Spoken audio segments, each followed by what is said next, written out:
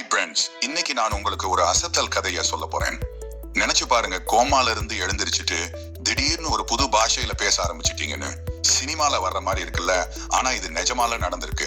1970களில் ஆஸ்திரேலியாவுல ஒரு பொண்ணு சாதாரண வாழ்க்கை தான். ஆனா ஒரு விபத்துல அடிபட்டு கோமாவுல போயிட்டாங்க. குடும்பமும் டாக்டர்களும் ரொம்ப கவலையில இருந்தாங்க.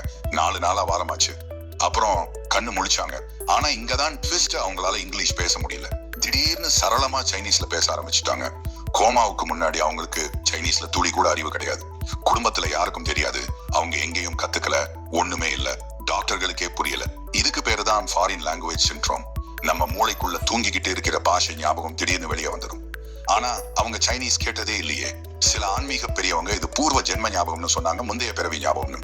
ஆச்சரியமா இருக்குல்ல. சில வருஷம் கழிச்சு அவங்க கொஞ்சம் கொஞ்சமா இங்கிலீஷ் திரும்ப கத்துக்கிட்டாங்க.